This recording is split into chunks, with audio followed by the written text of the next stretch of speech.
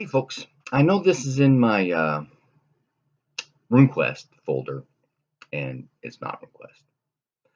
It's Call of Cthulhu, but Chaosium asked me to run a game of Call of Cthulhu because they were short GMs for that.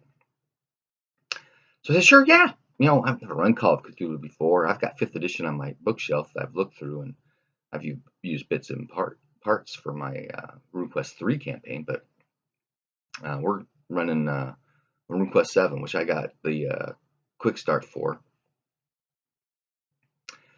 And so, yeah, I can do that. I read through the quick start rules, which I got a feel for what was going on. They got some interesting mechanics. They remind me a lot of 5th edition D&D, good or bad. And I got the scenarios called the Necropolis. I'm going to try not to get into too much detail in case anybody ends up doing the Necropolis. Don't want to give it away. But I know there's going to be one spot in there towards the end that there's a giveaway. So if you're going to do the Necropolis, maybe you don't want to listen to this one. Okay, so it starts off with a series of introductory events that occur, and then all the PCs are locked in a tomb, complete darkness. They've got 4 candles and they've got matches. So they light up. They light up one candle initially because they want to save them just in case, and they got to find a way out now. And so they do their searching around. Eventually, light a second candle because they send one guy up ahead, the ex-soldier. But they have a series of events that occur. There's a number of sanity rolls made. Some make them, some don't. That's not too severe, so there's no real issues going on. They're just slowly losing sanity. They run to a couple other rooms, some other things going on.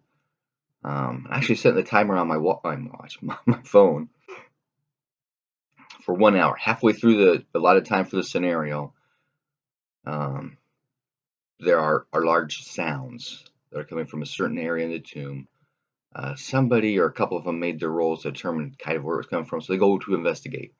And this is when the creature becomes involved and starts to come out. So as the creature starts to open the door to the room he's from, they douse their candles. So they are in pitch black, can't see a thing. A couple of them start to run, trying to run back towards the entrance. A couple of them try and hide. Of course, guys run around just bumping into stuff. And they can hear the creature breathing as he steps forward. Thump, thump, thump. Well, that's a little fast. It was slower than that. But anyway, the ex-soldier starts to shooting. He knows basically where it is. There are rules for that. So he gets a shot off, though, but the first one was a fumble. And so at that point, the creature's kind of by where the archaeologist is. So he ends up shooting the archaeologist in the back, gives him a major wound. The professor of languages takes out a little notebook, lights it on fire, and throws it out there so there's some light. And of course, with the light, they all see the monster. They all make sanity rolls. At this point, the archaeologist develops a phobia. That's as severe insanity as we got in this game. The plucky kid tries to sneak by the creature. Everybody else pretty much decides to bolt and try and just bolt past him. And the professor of languages, in a very brave, daring gesture, attacks the creature in order to keep him distracted so everybody else can get by. That was cool. The creature killed him, though. I think it was just one hit. Whack! Boom! And the ex-soldier continues to fire. Bam, bam, bam, bam, bam, bam, bam. So he got 6 shots. He got, I think, 5 off in those 2 rounds. But it was enough damage, to kill the creature. So the creature goes boom on the ground. And so he picks up the archaeologist and follows everybody else into the next room. They're going through a couple of rooms looking for stuff, and there's a series of events that lead up to the key to hit. And here's the spoiler: actually killing the creature. And as they get that first step on that pathway, they hear a thump, thump, come from back where they were. So they go, oh, the creature is still alive. I didn't kill it. And so I start with this race against time on when the creature gets here and when they actually solve the puzzle to kill him. But they did. Just as the creature walks in the room, they take the final step. And actually, they tried twice to do this final step. But they eventually do what is necessary to actually kill the creature. And then there's some, but then they're at a dead end, and that kind of freaks me out for a while. But there's a way to actually get the opening back open, the entrance back open, and they figure that out, and they take care of it. So they got out. They all seem to have a lot of fun. I had a great time running. It was all theater of the mind too, because I mean it's in the dark. But he's and I said this. Okay, everybody's huddled around the candle, looking at the manuscript or the frescoes on the wall. It was hilarious. A candle, it gives off so much light. Now, can you see a candle from far away? I can tell you, I can see a cigarette from at least 100 yards, if not more. We had an experiment when I was at ROTC my first year. Noise and light discipline. And there were these guys across the road, up on a hill. Just a couple guys. They were just talking, smoking a cigarette.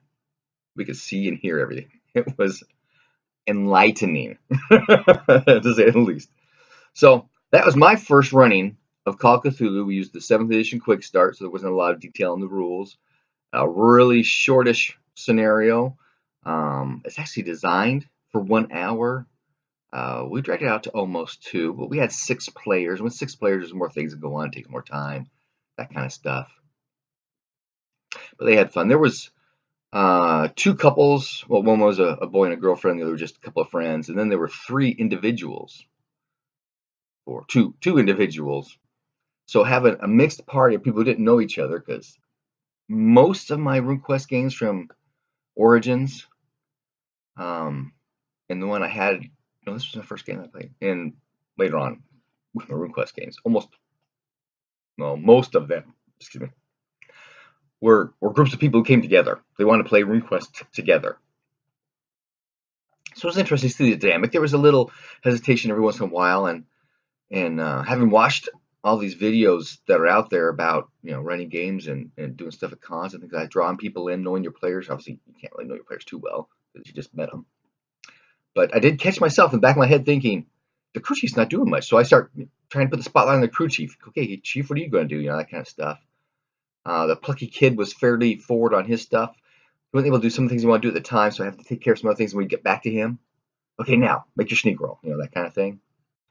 So it was a lot of fun, and I got to experiment with a couple of things with keeping the players engaged. It was great. I may do Necropolis at AetherCon if I can figure. Well, I'm figuring that I'll be able to figure out Roll20. That shouldn't be too much of an issue. My concern was actually doing RuneQuest on Roll20.